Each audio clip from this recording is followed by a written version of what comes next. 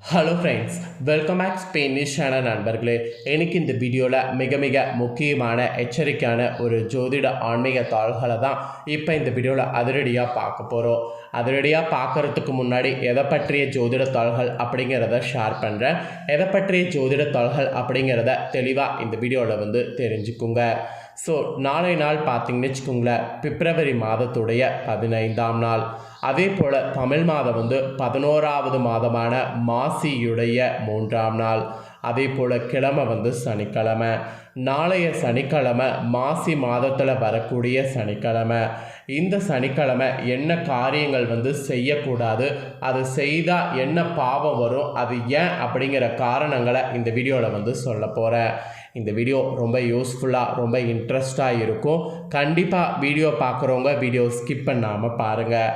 அப்போ தான் நாளைய சனிக்கிழமை என்ன காரியங்கள் செய்யக்கூடாது, அதுக்குண்டான காரணம் என்னங்கிறத எல்லாமே இந்த வீடியோவில் தெரிஞ்சுக்க முடியும்.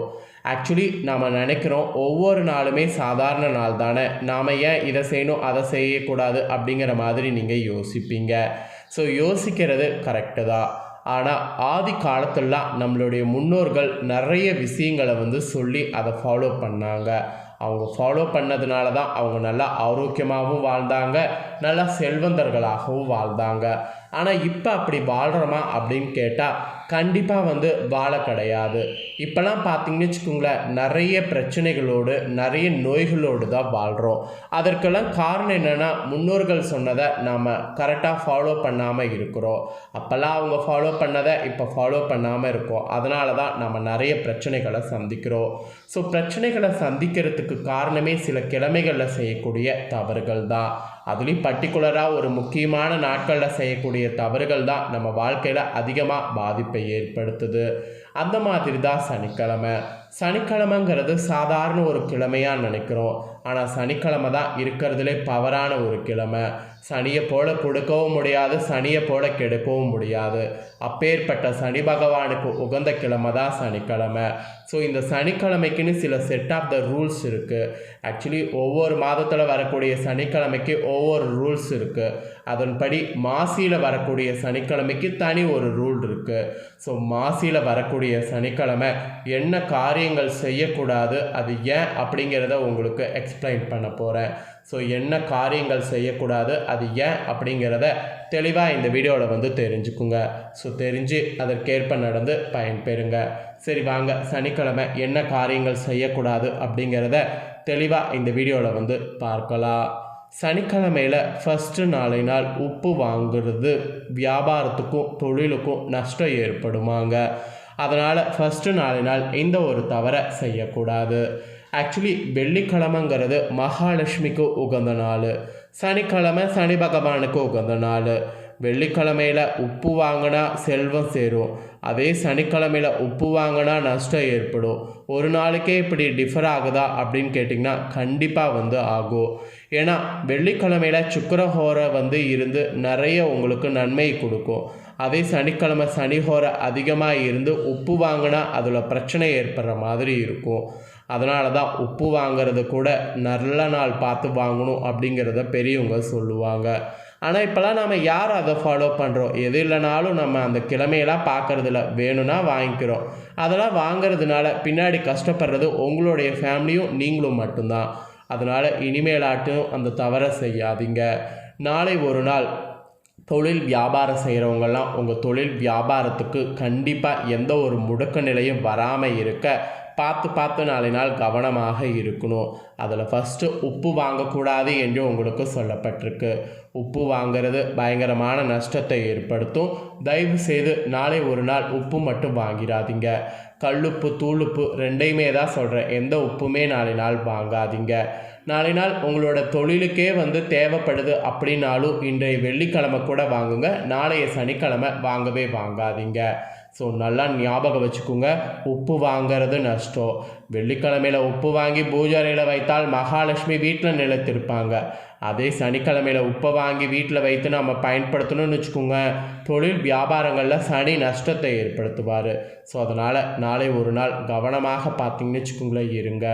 ஸோ இன்னும் நிறைய விஷயங்கள் சொல்லப்பட்டிருக்கு சனிக்கிழமையில் என்ன காரியங்கள் செய்யக்கூடாதுன்ட்டு.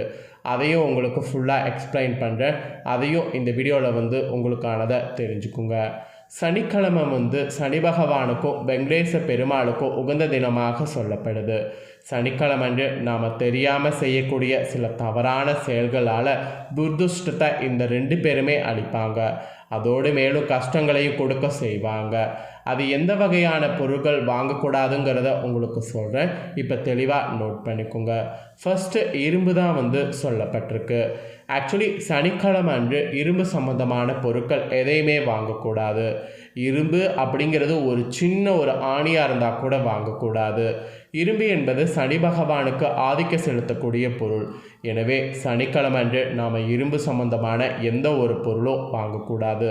அப்படி வாங்கினா குடும்பத்தில் தேவையில்லாத திடீரென சண்டை, உறவினர்களுக்குள்ள பிரச்சனை போன்றவை ஏற்படக்கூடும். அதனால் மறந்தும் சனிக்கிழமையில் இரும்பு சம்மந்தப்பட்ட பொருட்களை வாங்கிடாதீங்க. மீறி வாங்கினீங்கன்னா அது உங்களுக்கு பேர் ஆபத்தில் முடியும். இரும்பை மற்றவர்களுக்கு கொடுக்கவும் கூடாது.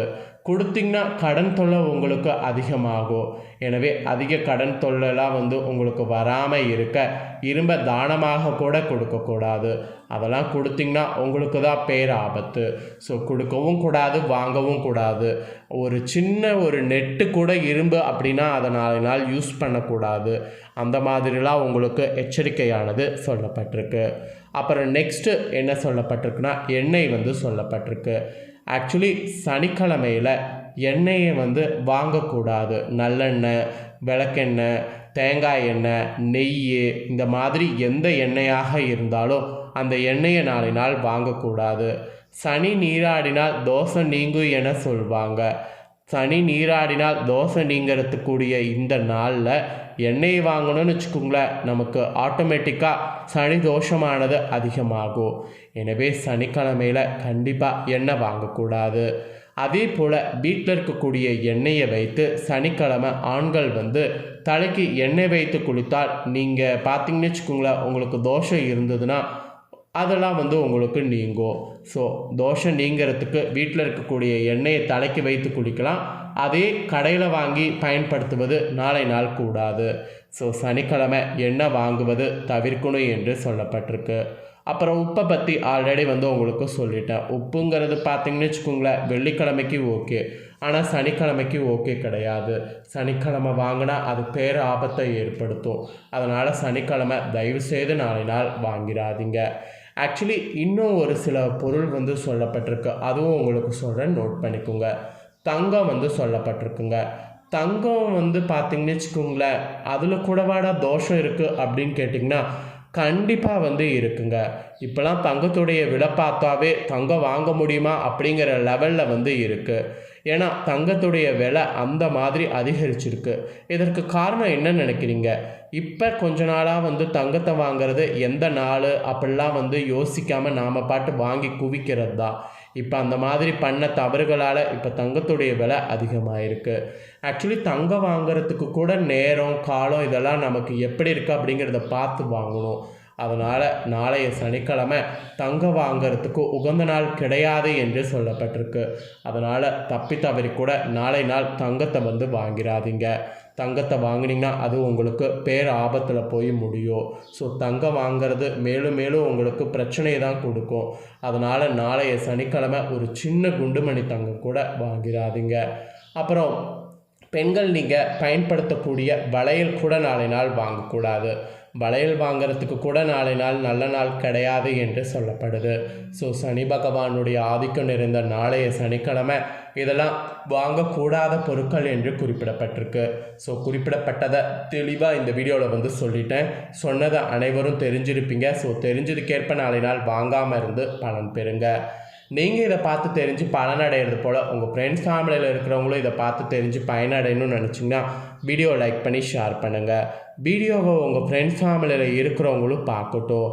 அவங்களும் நாளைய சனிக்கிழமை எதெல்லாம் வாங்கக்கூடாதுங்கிறத இந்த வீடியோவில் தெரிஞ்சு அதற்கான காரணங்களையும் தெரிஞ்சு பயனடையட்டும்.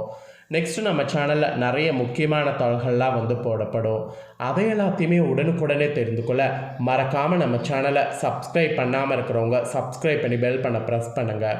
ஃபஸ்ட் டைம் பார்க்குறவங்க சப்ஸ்கிரைப் பண்ணாமல் இருக்கிறவங்க சப்ஸ்கிரைப் பண்ணி பெல் பண்ண ப்ரெஸ் பண்ணிட்டீங்கன்னா நான் போடுற மற்ற அப்டேட்டான எல்லா வீடியோஸும் உடனுக்குடனே தெரிந்து கொள்ளலாம். ஸோ மறக்காமல் சப்ஸ்கிரைப் பண்ணி பெல் பண்ண ப்ரெஸ் பண்ணுங்கள். நெக்ஸ்ட்டு இதே போல் சுவாரஸ்யமாக வேறொரு புதிய தகவலோடு மீண்டும் ஒரு வீடியோவில் சந்திக்கிறேன். நன்றி, வணக்கம்.